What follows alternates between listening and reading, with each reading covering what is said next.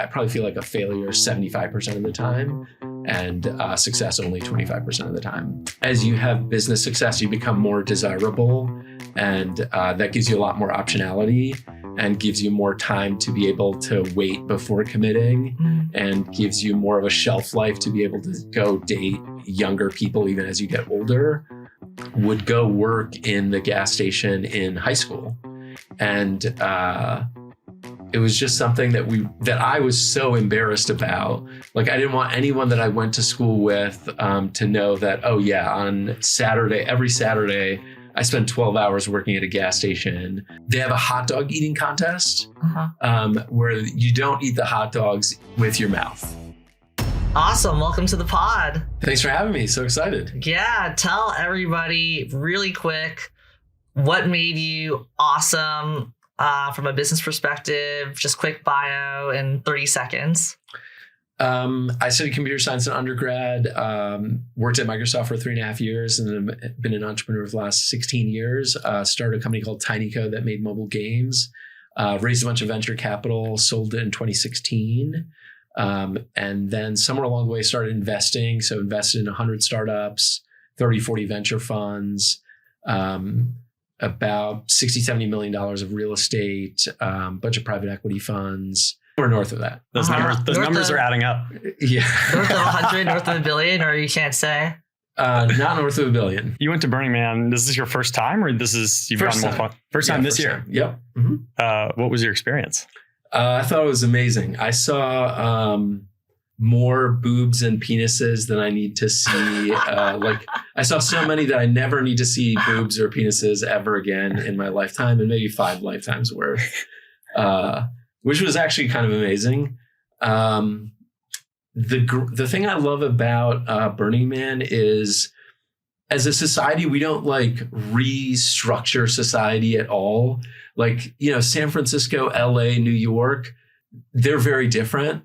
San Francisco, you care about ambition and building things. New York, you care about money and finance. LA, you care about having a great quality of life and sunshine and the outdoors, and maybe Hollywood. But they're 95% the same. When you go to Burning Man, it's like somebody has said, we're questioning all of society and doing something completely different. And that's the best part about it. And I'm so surprised that we don't do that more. Donald Trump actually said this thing that I thought was cool, which is, Donald Trump said, I want to take 0.1% of federal land, which is nothing, and build 10 new cities that are models of the future. And I think that's a dope idea. And we just don't do stuff like that, weirdly, as a society. Wow. And so when you go to Burning Man, there's no money. People are trying to give more than they take. You're not wearing the same clothes that we're wearing here today. You're either half naked or wearing stuff that you'd wear in a post-apocalyptic Mad Max place. You're making art. Art is what's of value, not status. Status doesn't come from money or looks or these other things. It comes from art and being weird. And that's an awesome society. So I don't know why we don't do more societal experiments. Is that kind of what's going on outside of San Francisco? That proposed new property? I doubt it. I think they're probably just we're going to build a great business opportunity is go buy land outside of SF and build a cool master plan community. Maybe they do stuff Waymos are everywhere and there's no cars outside of Waymos and people use bicycles. But I think it's more of a financial endeavor than it is a societal one. And they're not going to rebuild the way schools work. I don't think they're not going to rebuild the values of suburbs or the way that people rank, status or money. Any of that stuff's all going to be the same.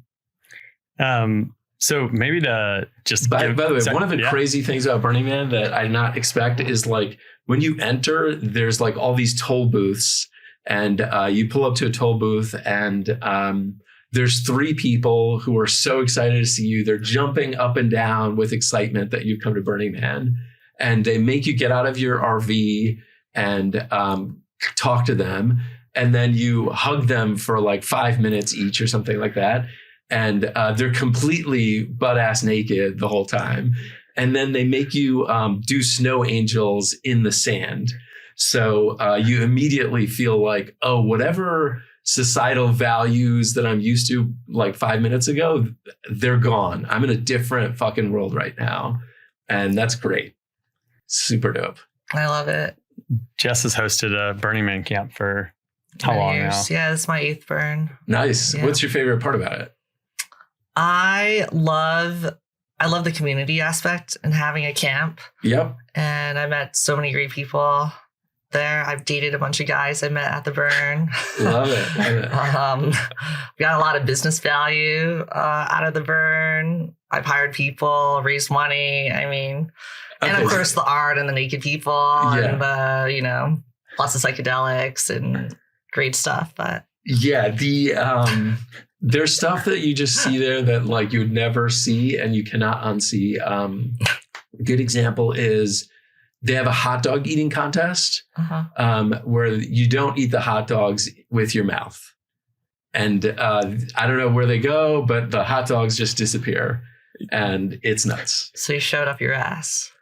You put it everywhere else you can imagine. In every orifice. Yes. Yeah. It's pretty nuts. Did you participate? I walked in and there's a woman lying on a table like this, butt ass naked, and everyone is screaming her name. There's 100 people just shouting her name. Maddie, Maddie, Maddie. And then the hot dogs come out and then I saw what they did with them and I was like, I can't be here. And I left immediately because I was like, this is beyond my threshold of like things I can see. Did this change the relationship between you and your girlfriend experiencing this together? I think we are really good about like, let's try new shit as much as humanly possible. So I don't think it changed our relationship, but it was a great time. It's amazing. Yeah, one of the things that there's a lot of friends I have that are guys that have a really hard time like committing to being in a relationship. Actually, my brother is one of them. And one of the things that a friend of mine said to me once was like, she was like, I keep going on vacations with boyfriends that I'm dating, and I end up with kind of a new boyfriend every year or two. And so I can never talk to my current boyfriend about the last trip I went on because I went with a different boyfriend and he knows that. And so he doesn't want to hear about that shit. So she was like, I love having a partner where we have the same memories. So I can like talk about, oh yeah, 5 years ago when we went on that trip, this thing happened. What we're doing right now reminds me of that. And I love having that with my girlfriend where I know that like 8 years from now, when we've done our 8th burn, we're going to be able to talk about the first burn and what it was like. Your brother is also very successful. Do you think commitment challenges for men correlate with business success? I think there's a correlation for sure. I think that's because as you have business success, you become more desirable, and that gives you a lot more optionality and gives you more time to be able to wait before committing and gives you more of a shelf life to be able to go date younger people even as you get older. So I think that's true. But I think for a lot of people, it's that they undervalue commitment and overvalue optionality. Because like if you have a commitment challenge, then by definition, you haven't committed. So you don't know the value of that and all the benefits that you're explaining. Yeah. So you're like, all right, well, optionality is just all I know. And so there's some fear of the unknown as well, perhaps. Yeah. And, it's such a different thing that happens. Like when you meet somebody and you date them for the first time, there's this awesome period where you're getting to know them. And like all of the jokes that they're telling you, all of their stories, you've never heard them before. So it's so awesome. And then after that, you go out on like double dates with people and they're telling they start the story with one word and you know what the next 3 minutes is going to sound like because you've already heard that story. there's something in the human condition that like, or in modern society that makes you be like, oh, I don't want to hear that same story again. It's like going to a comedian and hearing the same jokes over and over. You're like, this is stale. And I think that's one example where people are like, this is telling me I've been in this relationship too long. I need like new experiences with a new person. How about money?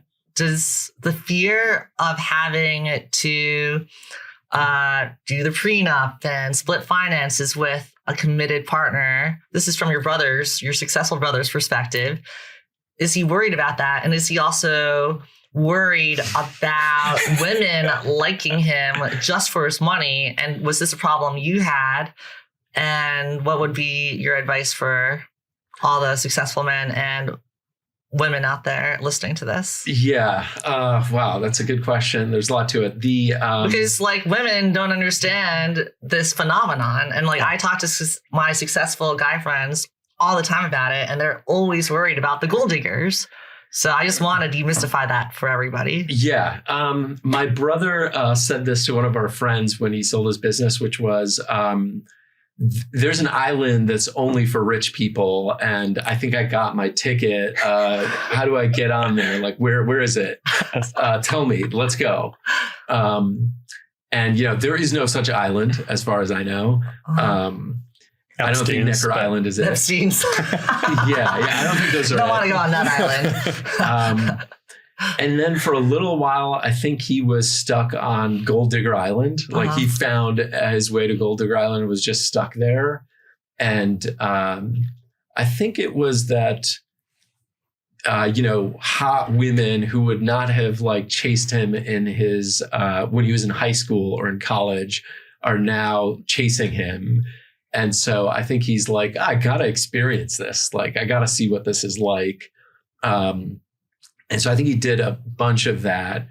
And the weird thing he does, I can't believe I'm saying this, is he will kind of like fall in love with whoever he's dating and just be like, this person is amazing.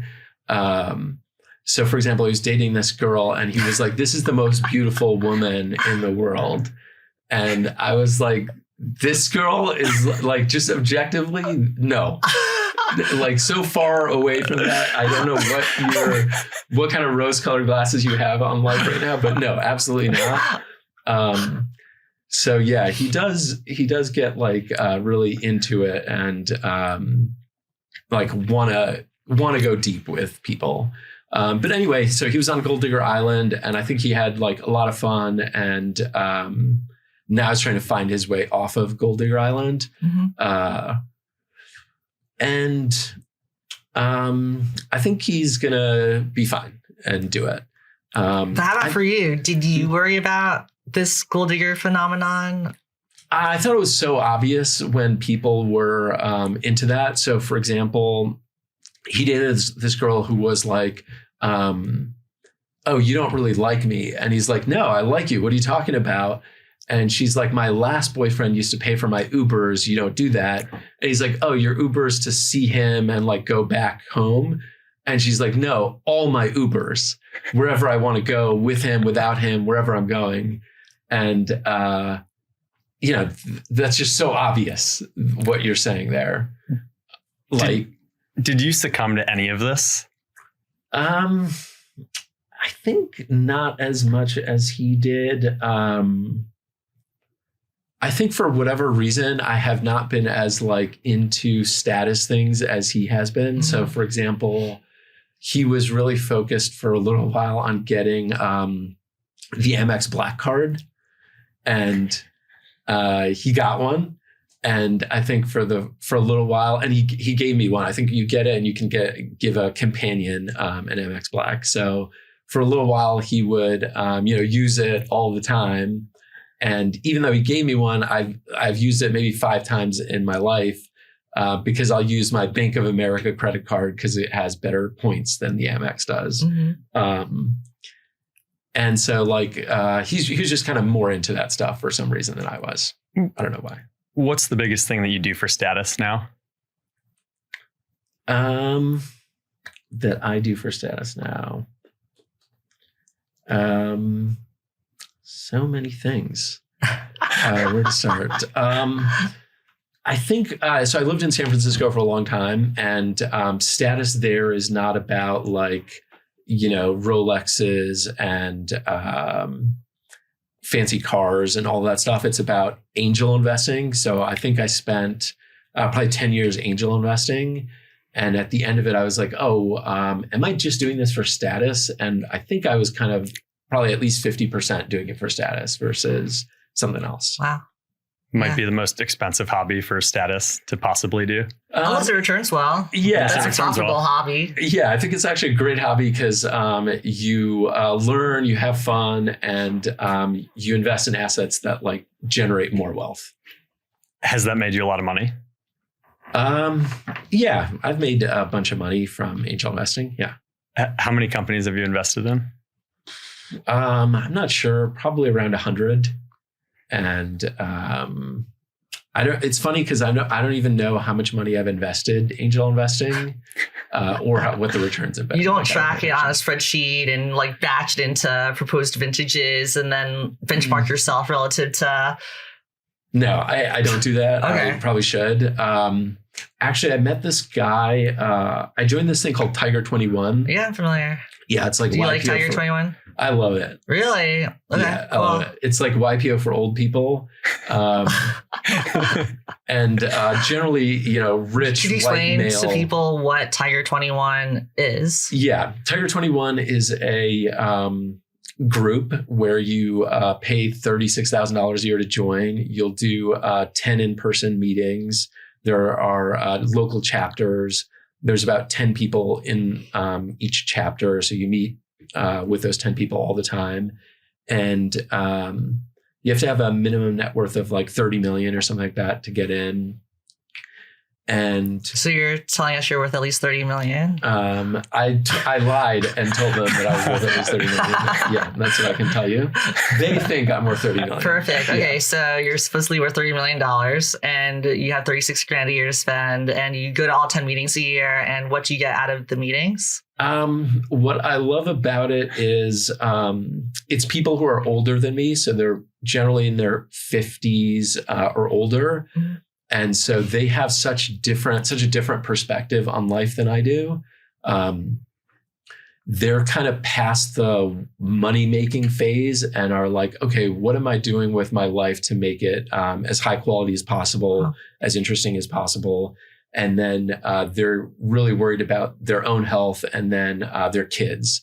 And 90% of what they care about is just, are my kids doing okay? So it's not even about money and investing. It's about how to manage your life in a holistic sense. Yeah. I thought it would be like, oh, cool. I'm going to find new investment opportunities and make more money by doing this, and learn about, how do different people. One of the things you do in it is what they call PD, portfolio defense. So every time you meet, one person comes in and writes a bio about them that's like 20 pages long, their entire life story. Then they show you their entire net worth, where all of their money is, and what their annual expenses are and what their annual income is. That sounds like a really good habit that everyone should do, yet nobody does for some reason. Yeah. Do you do this yet? No. Even with your friends, that would be super beneficial. Let's do it together. Maybe this is, Yeah, I think people should do this with their friends because like I have a ton of friends. I have some sense of what kind of wealth they have, but not at this level of specificity. Mm-hmm. And it would be so much more interesting to share that stuff with That's cool. friends. But, it's so weird to be like, hey, on Saturday, let me show you how much Let's money go through our balance sheet. Yeah. Yeah, I mean, you say you appreciate Tiger 21 because of this. You have older people. They're not so focused on money, maybe the next step of what I want out of my life or happiness or things like that. But you're still money motivated. Is that correct? Yeah, I would say that I have had a toxic relationship with money my entire life. Like most people. Yeah, probably like most people. My parents were immigrants to the US. So they come with a real scarcity mindset. even to this day, my mom will be like, every time we go to a restaurant as a family, which we do such a small number of times per year, when the bill comes around, she's like, let me see the bill. And I want to know how much it costs. And then she does the math of like, okay, it was $30 per person and we had 6 people. All right, maybe if we didn't have, maybe if your sister didn't come, it would have actually been $30 less. So she's doing some weird math in her head like that. And, when the menu comes out, she's definitely looking at the prices first before she's like, what's the dish that corresponds to that price? And so I think I just had a bunch of that stuff. And even my brother actually to this day is more like worried about running out of money than he is worried about dying with a giant pile of money. And, Denzel Washington says this, which is a hearse doesn't have a U-Haul behind it. So whatever you do in the world, whatever stuff or money you have, it all goes to nothing when you die. And maybe some of it goes to your kids. Maybe that's good for them. Maybe that's really bad for them. Who knows? And so so I think through Tiger 21, I was like, oh yeah, I'm more focused on saving money and growing this pile of money than I am on using money to make my quality of life better. So I think I've been really reluctant to buy Lambos, buy watches, buy nice houses, and even like go to fancy restaurants sometimes. Or still, for a guy who's worth over $30 million. Yeah, less so over the last year since I started doing Tiger 21. Okay, for sure. That's good. Like, it's been great because I hang out with those guys and I'm like, you're just blowing money on stupid stuff. But fuck it, I'll do it too. And then yeah, it just makes money matter less, actually. So I think that's been super helpful. Do you have money goals still? Or are you at the point where that's no longer a goal? Your goal is to get married, have children, and perhaps other things? Yeah. I think I still have money goals. But can we ask what they are? It's not like a specific number, actually. I think a good way to put it would be, my brother and I say this to each other, which is we were put on this earth to create shareholder value. Which is such a, which I thought was so fun and awesome. So funny. Yeah. I used to think it was so clever. I've never heard that before. that your life purpose is to increase shareholder value. Yeah. Yeah. It's a little bit snarky. But 5 years ago, I think we were like, yeah, that's like 60%, 70% true. Huh? And I'm trying to dial it back so that, like that's not what I wake up thinking about. Shareholder value, though, is you and your brother, because you're not taking outside money to invest. This is you and your family. Yeah. Yeah. And it's just like to create value in this, create business value in the world is, I guess, the way to think about it. Yeah. Where do you want your money to go? Like when I die? Yeah. I think the way that I was raised is kind of like you have a big pile of money as a family, and then you use that to make your family's life better. And, I think we were at a place growing up where we just didn't have enough money. Like, so for example, my parents immigrated to the US when I was 7. They had a business that was selling textiles. They would import textiles and sell them in the US. That business stopped working because they were getting textiles from like India, Pakistan, Bangladesh. And then textiles just got cheaper made in China. So they like got out of the loop. They couldn't do that. So my dad spent like 3 years trying to find a new business. And if you're a Pakistani Indian immigrant to the US in that era of that age, there's kind of 3 opportunities: hotel, Dunkin' Donuts, or gas station. Those are the 3 things. So my father basically spent 2 or 3 years trying to take the money that he had and say, okay, I'm going to use this capital to invest in one of these 3 things. And so he ended up actually just in this analysis paralysis phase for 3 years where he like couldn't pull the trigger on buying something. And he went to an auction where they were auctioning off closed gas stations. And, like it started in the morning. In the afternoon, he was just like, what am I doing? I'm like not making any progress. I'm just listening to these people. And so he was like, I'm just going to bid on the next thing that comes up. And so something came up and he just bid on it. And he was like, just like all the previous properties, I'm the first bid. Whoever's the first bid doesn't win it. There's going to be a second, third, fourth bid. And so he bids on it and nobody else bids. And so they say, congratulations, you are now the owner of this closed gas station. And he's like, I've never seen it. I don't even know what city that's in.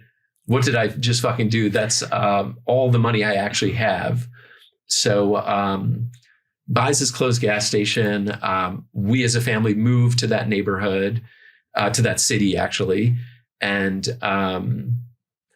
it's closed and we don't even know anything about the gas station business. So we as a family basically open up that gas station and start turning it into a business. And, it's so funny thinking back because we didn't know what we were doing at all. Like a core part of gas stations is selling cigarettes. So you have to have cigarette inventory to sell it. So we would go to buy cigarette inventory and we would be like, give us one Marlboro and one Camel, because those are the two brands that we know. And Marlboro and Camel come in like 30 varieties. And so we're like, no, we'll just take one of each. And so we take that and we try to sell it. And people are like, no, I don't want this Marlboro. I want that other one. And so we're like, oh, fuck, we got to go spend all this money and buy all of the different varieties. And so my parents did this for 20 years. Actually, they ran gas stations. And so my brother and I would go work in the gas station in high school. And it was just something that I was so embarrassed about. Like, I didn't want anyone that I went to school with to know that, oh yeah, on Saturday, every Saturday, I spent 12 hours working at a gas station. And sometimes during the week if I don't have much schoolwork, my parents will be like, okay, you're not doing schoolwork, come to the store and work here tonight. So for a really long time, I was super embarrassed about that. And now it's so funny because I feel like my brother and I would not be who we are, would not be successful without having gone through that experience. Why? Like, what did it teach you? It got us really comfortable talking to people who would come in the door. Mm-hmm. It got us really comfortable understanding what people want to buy and how to sell something to them. It also got us really comfortable working super hard. Doing a 16-hour shift at a gas station is just something that we thought was normal and that like you have to do as a kid growing up in America as an immigrant. So it just got us super comfortable being like, yeah, I can outwork anyone at any problem, period. It also seems like that experience taught you how to work with family and your brother, since you still work with your brother a lot right now. Yeah, I think it did also teach us, like the value of family, that you can collaborate and build stuff together for sure. And did you have to learn how to fight properly with your family and argue and then repair?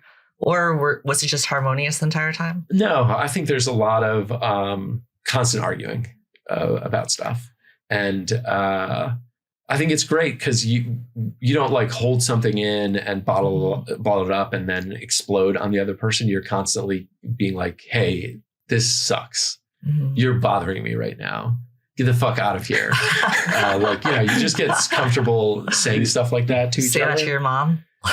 Yeah, like in a kind way for sure. Yeah. Uh-huh. Do you and your brother pool resources now and invest together in everything, or is it quite separated? We do a little bit of pooled stuff, but probably most of it is separated. Yeah. Mm-hmm. So going back to legacy and what you do with your money, do you actually think there are two trains of thought? One is you should actually spend as much of it as possible while you're still alive, because then you can direct it, mm-hmm. versus waiting till you're dead and then you've accumulated and compounded, but then you can't actually be the administrator. How do you think about that? I recently read Die with Zero, and I thought it was super impactful. Book. Yeah, it's so good.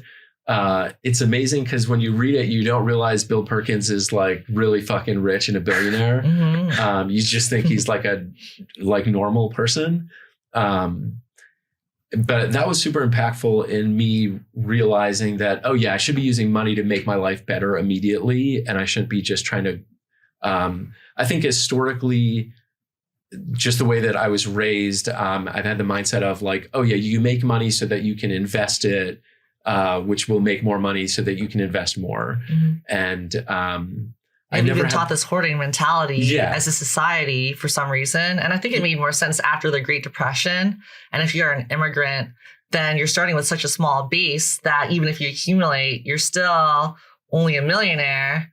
But they haven't taught you what happens when you're over 30 million or 100 million. And then the rules change considerably, Yeah. In fact, I still don't know what the rules are. So you have to tell me how the rules have changed. But you get to a place where you're like, okay, making more money is not going to change my quality of life, period. Mm-hmm. And so I should figure out how to use the money I have to improve my quality of life. So I've definitely gotten a lot more aggressive about anytime I'm like, this would be fun, I'm like, let's go do it. Mm-hmm. And my girlfriend will be like, oh, we should invite these two people. I'm like, great, let's invite them and let's pay for everything and just tell them we're going to pick you up at this time and just show up. You don't have to do anything. And that concept was so bizarre and insane to me like 3 years ago. And now it feels like so stupid that I wasn't doing that this whole time. Super insightful. Yeah. And the other thing I've learned from Tiger 21 is that, I always assumed that having money would help your kids because that would give them an opportunity to start life out on second base or third base or whatever it is. Mm-hmm. But everyone in Tiger 21 is just so worried that, oh, my kids are going to start out on third base and they're never going to go anywhere. In fact, they might go backwards. They might not even know which direction to run in and end up at fucking first base. Mm-hmm. And so they're kind of like pissed at their kid about that. And also like pissed at themselves for giving their kids such a luxurious life.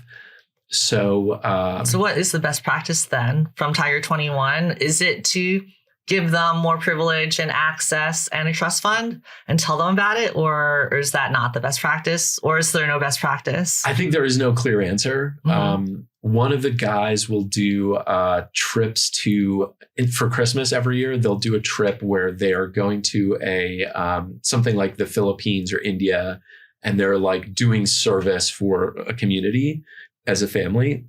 So instead of like exchanging gifts and celebrating that like, oh, I just bought you a brand new car because you turned 16.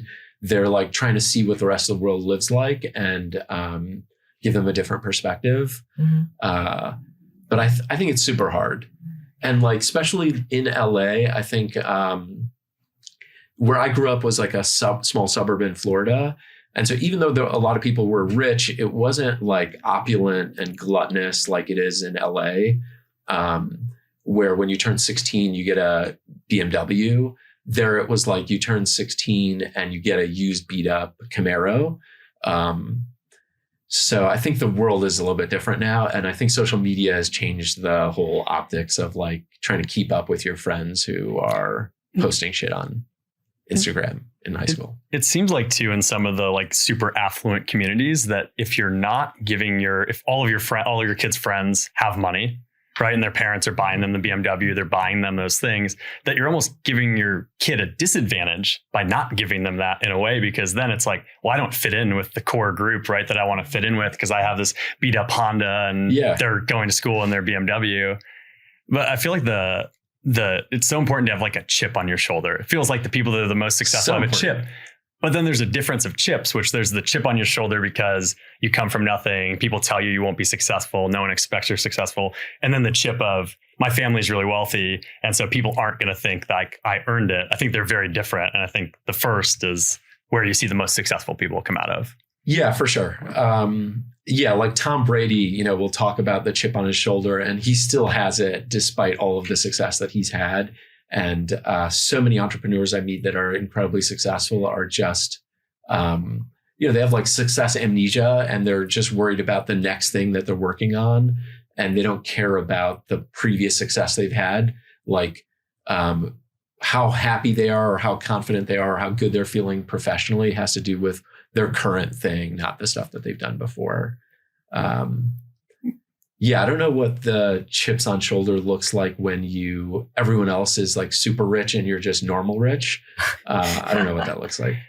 I remember when I was a kid, people would wear like brand name clothing, and I would be like, let's go buy brand name clothing. And my mom would be like, no, we can't afford it. And I remember being like, when I get older, I'm going to make money so I can buy brand name fucking clothing, and no one's going to get in my way, and no one's going to be able to say no. And you have no logos anywhere. Now you seem very humble and modest. Now that I don't care about any of that shit. It's so funny how that works, isn't it? Yeah. In fact, I'll wear the same shirt for like weeks at a time. And my friends will be like, did you wear that shirt last time I saw you? And I'm like, yeah, I did. And so it's like you got pride now around. It's not that I've gone the other way. It's actually just that I'm like apathetic. Like I just don't care. And I'm not trying to prove to myself or others that, I can afford X or Y. It just like doesn't matter. What do you think is the biggest misconception about you that people have? And maybe I break this down into people that don't know you or know you from afar. They know you from the success you've had or Twitter or some of those places. And then also the people that are close to you. I got on a call with this guy last week, and he was like, we're talking about doing some business thing together, and he was like, all I've seen you do is have a Midas touch, and so I just want to find a way to make the terms of this deal work for you and for me, so that we can get into business together. So he just kind of like assumed that I was that things that I touched were successful. And I was like, you have no idea. Like the things that you think about as success are like 1% of the things that I've attempted. There's 99% failure and pain.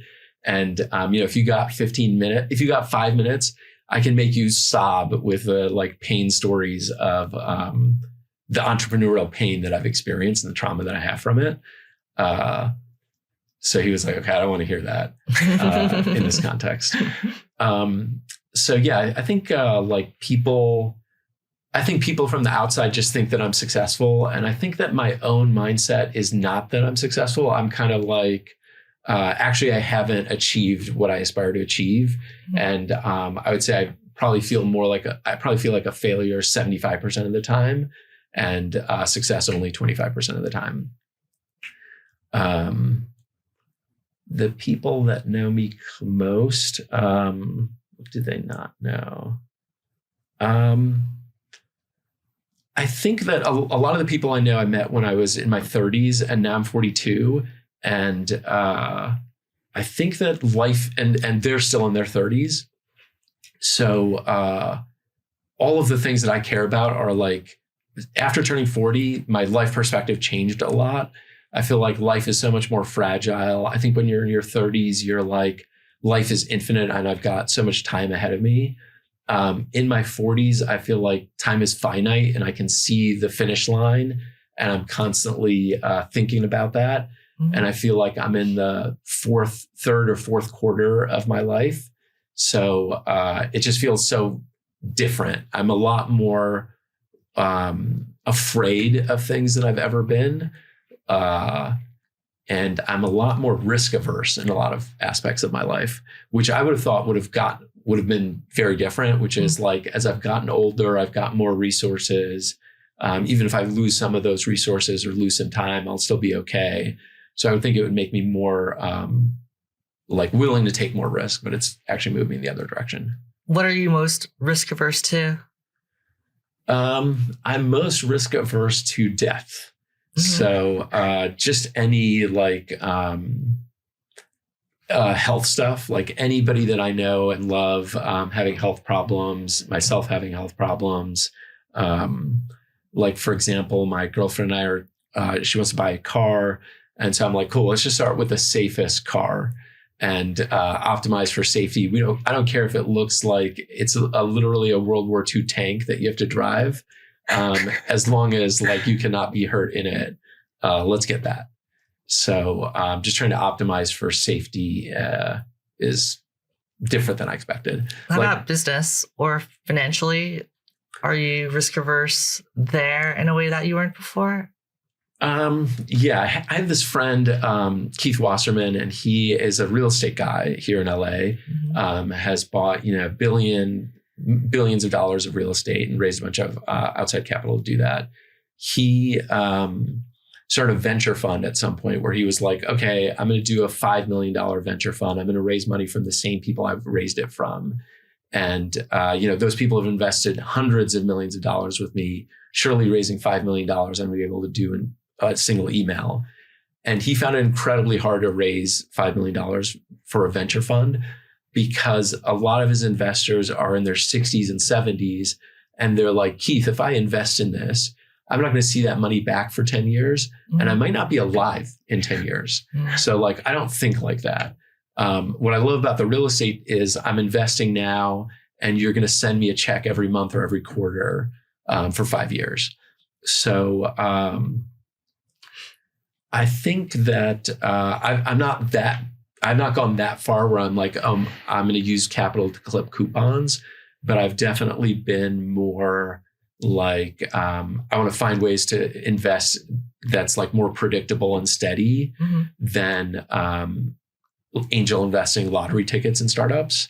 So like what percentage of your current allocation is into illiquid private investments, such as venture funds and companies versus say real estate or private credit? Yeah. So startups and venture funds that are like, managed by other people versus kind of businesses that I own. Yeah, from a dollar amount perspective, percentage wise, is it 50-50 or it's now like 100% liquid immediately? You could cash out. Yeah, probably like 5% of my net worth is in startups and venture funds, something like that. And I think when I first started making money, it was like 80%. Like I was living in Silicon Valley. I started this company. We raised a Series A and I did a $3.3 million secondary in that Series A. And so I took that money and I just put it all in startups. Actually, I gave half of it to my dad. He put it in real estate. And then the other half I kept and just put it in startups.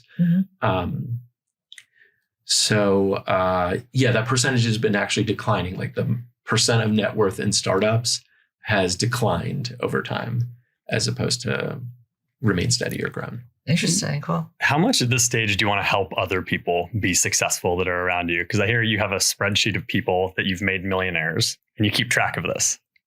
Yeah.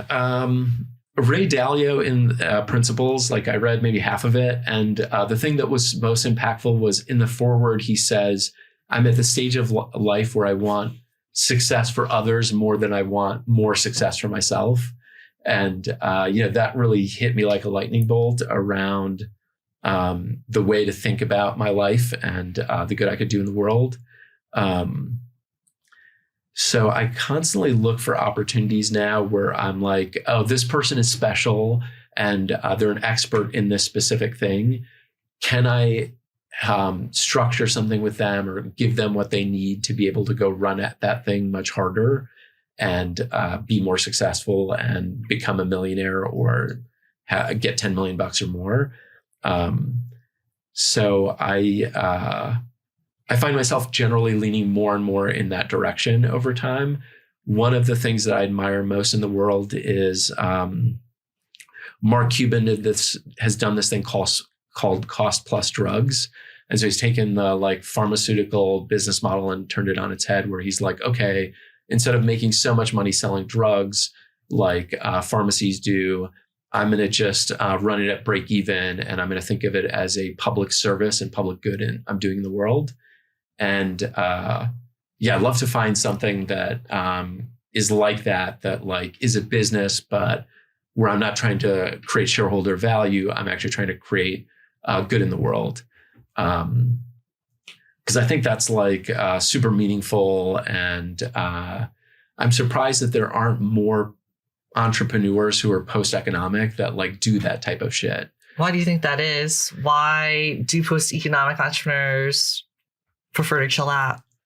I understand why they prefer to chill out. They like have this PTSD from their entrepreneurial experience, and they're like, cool, let me not do that. And I feel like me personally, I over-indexed on work in my 20s and 30s.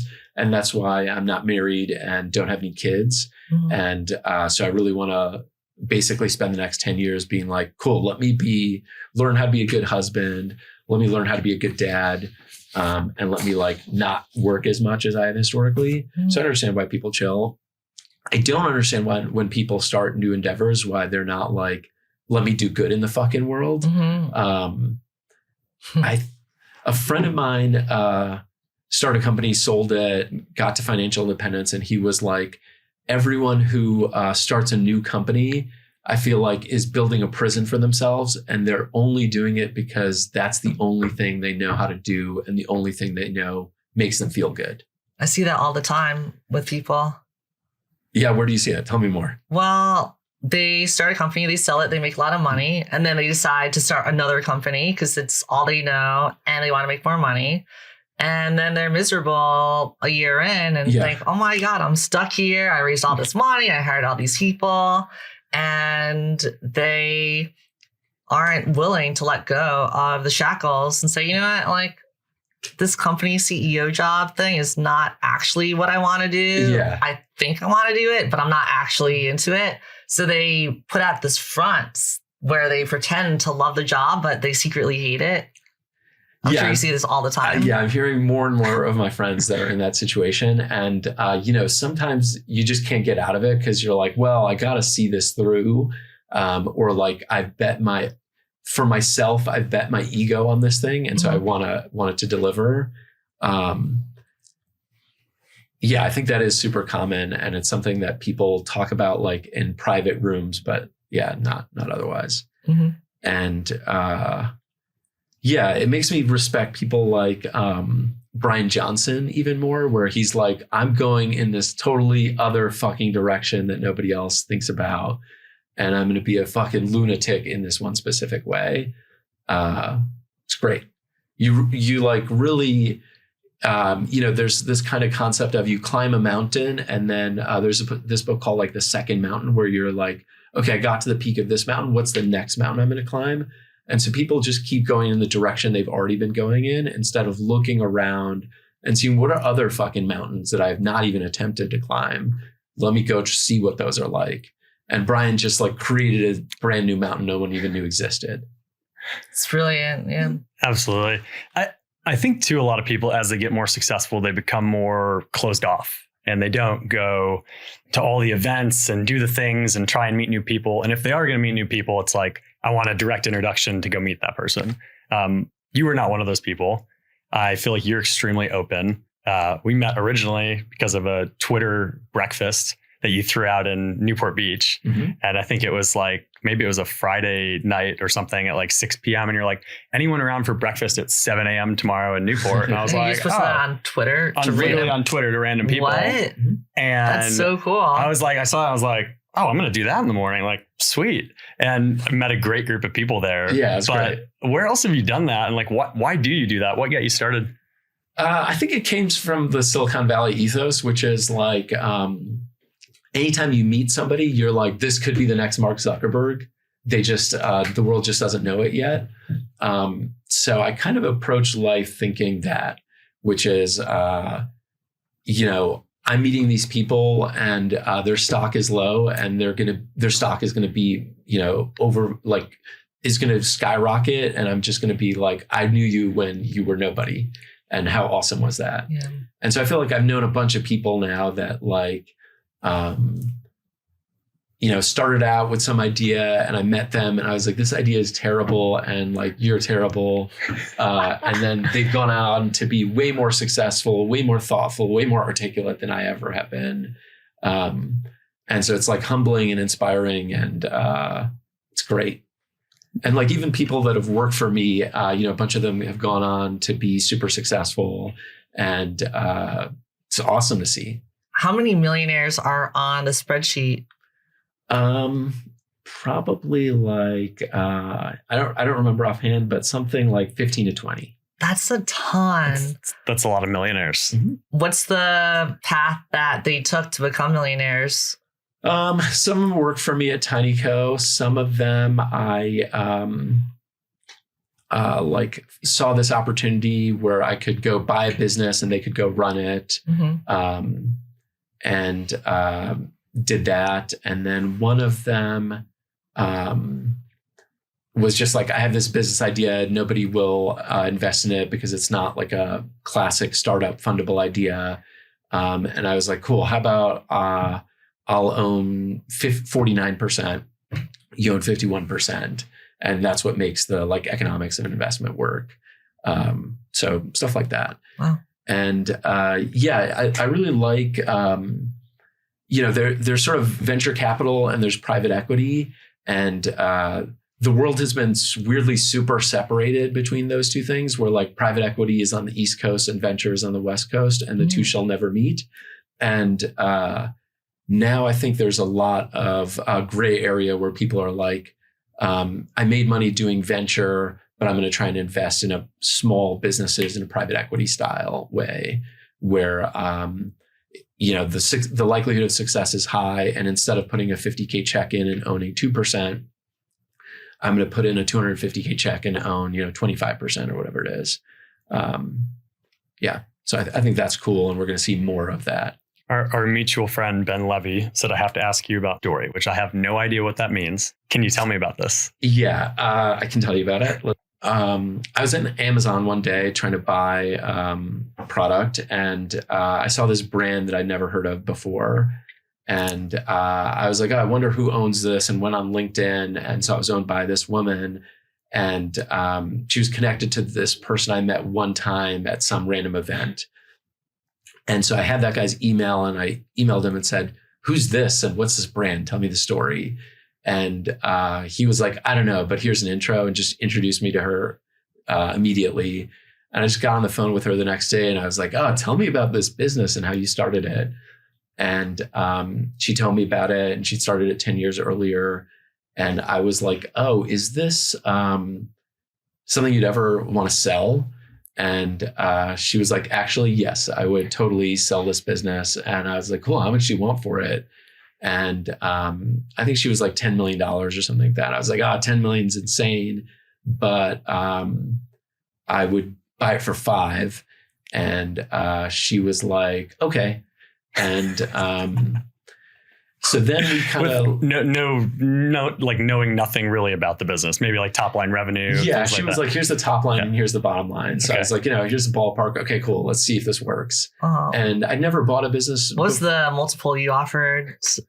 Do you recall? Yeah, it was like a 10x multiple. 10x EBITDA. Yeah, 10x. Wow, EBITDA. that's rich. Yeah, it was super rich. So this business is doing $500K in really seller discretionary earnings because it's a tiny business. You offered 10x. Yeah. Why? Well, I didn't know anything about buying businesses, okay. So I wasn't. I didn't know any better. Okay, actually, fair. I was too stupid to know that was a crazy number. Wow, great deal for her. Yeah. Well, let me tell you. Maybe a great deal for you too. Yeah. So then we get into this due diligence process that's like super light, and she sends me her financials, and I look through the financials, and I'm like, this doesn't make any sense. And she's like, oh. We actually double counted revenue here. So EBITDA is not 500K. It's actually 350K. Oh no. And I'm like, oh, well, this is valued on an EBITDA basis. That means the price has to go down. And she's like, no, 5 million is my number. I don't care about what these numbers say. Like, give me $5 million or there's no deal. And I was like, forget it. I'm out. Uh-huh. And then I waited 3 weeks, and I was like, there's some percent chance she's going to come back and be like, all right, let's do the deal. And she didn't come back. And so after 3 weeks, I went to her and I said, okay, fine, let's just do the deal at that price. And, every time I called her, she was like busy during that diligence process. She was like, I'm in the car. I'm on my way to take my kid to a soccer game. Oh, you have this question about the business? I don't really know anything about that. Ask this guy. And then I would talk to that guy, and that guy was dumb as a rock, just like completely incompetent, so bad at what he did. So I was like, oh, there is nobody at the helm of this ship. This is like completely absentee. There is no management. Nobody is paying attention to any of this. So I was like, that means this deal is even better than I thought, because if you put a warm body there, the business will perform better. And the business had been growing every year for the last 5 years, despite the like lack of active management. And then they'd also spent no money on marketing. And so I was like, oh, if you just do like put a warm body and spend money on marketing, this business will grow. And I also wanted to see, can I have success without paying for it in my own blood and my own tears and in that of others? In hers, in that she spent 10 years building this business. And then could I get somebody who would never start a business on their own because they don't want to take that 0-1 risk. But given a business in a box, they would be incredible at operating and optimizing and growing it and making it better every day. And so it's been a real win-win-win for everyone involved. Win for her because she got paid and didn't have to run it anymore. I told her the only thing better than running your own business is not running your own business. And I keep in good contact with her, and she's so happy to not be running the business and living her best life. So win for her. My definition of win was I don't lose money, and I don't have to do any work. So I've done no work. And then win for the guy who became the CEO, in that he got to be CEO of a business. He's got to grow it. He's enjoyed that process a lot. He has made a bunch of money through that process, actually way more money than I thought he would make. He's made through the process. Really? And it's been really fun, and just makes me want to find other ways to do that, because it's so cool. Because the way I kind of think about it is, if I was to die tomorrow, I'm not sure who's going to show up at my funeral, but I know that guy who's the CEO of this business will show up at my funeral because I've changed the trajectory of his life, period. Wow. What were the terms of your CEO's offer? I probably don't want to share it publicly, but the way I structured it is he gets a percent of EBITDA that the business generates. And so basically what's happened is the EBITDA has just grown astronomically. And so his comp is like insane. So he got a base salary and then a percentage of EBITDA once it passed a hurdle. Yeah. And you just made it such that did it stair step? So he got a bigger percentage of EBITDA as it passed certain hurdles? Were you that creative, or you were just like straight line, you get X% of EBITDA? X% of EBITDA. And I think it's uncapped. Yeah, it's X% of EBITDA. It's uncapped. And I think I was really stupid in the way that I structured it. How would you have structured it in hindsight? I would probably change the floor. The business needs to continue to grow its EBITDA to make massive amounts. So it's like you get X% of EBITDA subject to the growth rate being at least Y% a year. Yeah. So if the growth rate has gone down to no growth, then you're back to your base. Yeah. Or you're back to some other normalized. Yeah. The way I kind of structured it was you were making this much money in your current job. Okay. In your first year, you're going to make this much through a combination of base and EBITDA. And then I would probably do something like, in year 3, you don't get credit for the EBITDA that let's say the business generated $2 million in EBITDA last year. You're not going to get full EBITDA for that $2 million in year 3. You're going to get some smaller percentage of that $2 million, and you're going to get a larger percentage of the EBITDA above $2 million. Okay, so there's like a declining tail, essentially. Yeah. Mm-hmm. So this has been awesome. We really appreciate you coming here. Yeah, thanks for having me. You are our first guest ever. Love it. Yeah, thank you. So excited. You guys are going to be so good at this. And the tag team pair is always such a good model for this. Really, really appreciate you. Let's hang again soon. Yeah. Can't wait.